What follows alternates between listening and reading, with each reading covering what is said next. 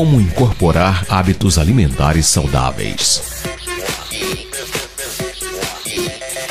Quer emagrecer, abaixar o colesterol ou pressão sanguínea, sentir-se melhor, dar exemplo para sua família?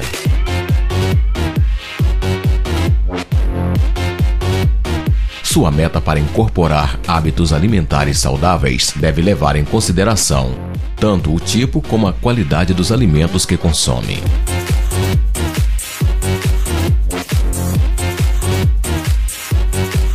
Estabeleça uma pequena meta para incorporar aos seus hábitos alimentares. Assim que ela fizer parte dos seus hábitos alimentares, estabeleça uma nova meta mais elevada. Anote suas metas e o que come, e isso o ajudará a ver como está progredindo. Suas metas para hábitos alimentares saudáveis devem incorporar os seguintes elementos. Coma pelo menos 5 porções diárias de frutas e vegetais.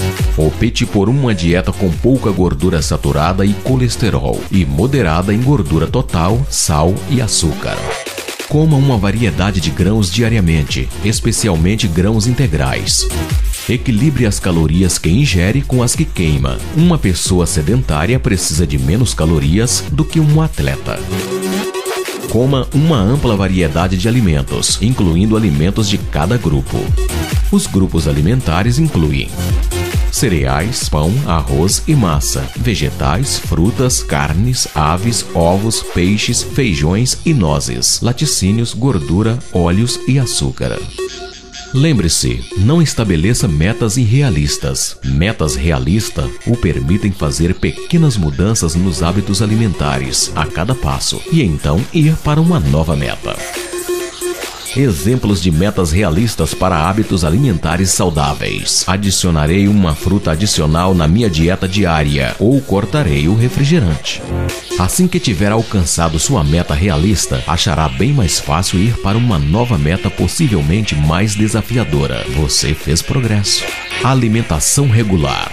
É inquestionável que a qualidade dos alimentos a ser ingerido deve ser observada. Uma dieta equilibrada no que tange a quantidade de gorduras, carboidratos, proteínas, minerais, fibras e vitaminas é ideal. O que poucas pessoas sabem, entretanto, é que a quantidade de refeições por dia também é muito importante para o sucesso de um regime dietético. O ideal é que hajam 5 a 6 refeições por dia, na dependência da quantidade de horas em vigília de cada um, ou seja, que nos alimentos a cada 2 horas, no máximo 3. Valendo ressaltar que tal conduta não engorda, pelo contrário, emagrece. Como? Tomemos o exemplo de um camelo que irá alimentar-se para logo após enfrentar dias ou mesmo semanas sem novamente nutrir-se ou ingerir líquidos. Seu organismo está adaptado para a cada refeição acumular o máximo possível de nutrientes e energia, sobretudo sob a forma de gordura, já visando suprir-se durante os longos períodos de jejum que enfrentará. Um pequeno detalhe, porém, não somos camelos. Se o organismo humano percebe poucas refeições diárias, a cada uma delas tentará acumular o máximo possível de nutrientes e energia, já visando o jejum rotineiro que enfrenta. E o estoque de energia é principalmente constituído por gordura. Desta forma, quem aumenta muito o tempo entre suas refeições, a médio e a longo prazo, engorda, ao contrário do que se imagina. As dietas com baixas calorias, que não levam em consideração o número de refeições diárias e o tempo entre elas, forçam o organismo a obter rapidamente energia de outras formas, sobretudo quebrando fibras musculares, o que ocasiona a chamada perda de massa magra. Tal perda de massa muscular causa uma falsa ilusão de perda saudável de peso, mas logo após a dieta, a pessoa tende a recuperar o peso perdido, só que na forma de depósitos gordurosos.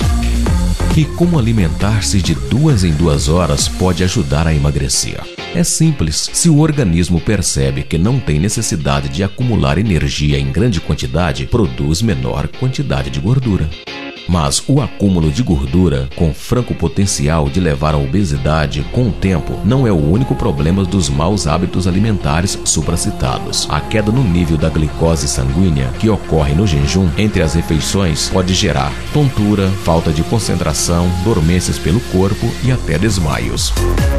Por tudo isto, conclui-se facilmente que é fundamental nunca passar mais de 3 horas sem ingerir algum tipo de alimento. Dieta rica em fibras.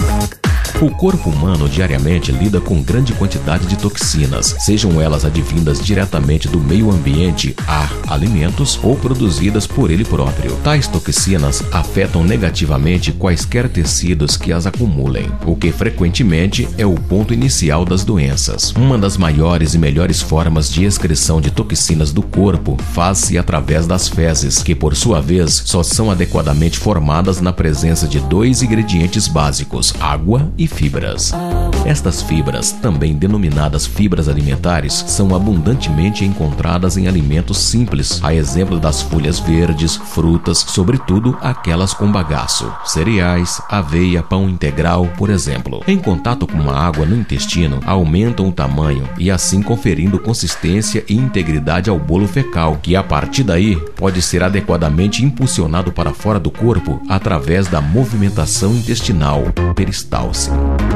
Sendo assim, fica claro o papel fundamental que uma adequada ingesta de fibras desempenha para o funcionamento ideal dos intestinos.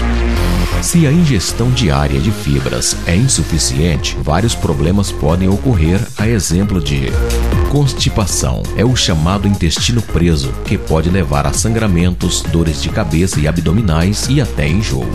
Flatulência, comumente referida como gases, deve-se sobretudo à fermentação excessiva de alimentos no interior do intestino, consequente sobretudo a um ritmo intestinal lento, com menor movimentação intestinal que o necessário, também dependente do caráter da alimentação individual.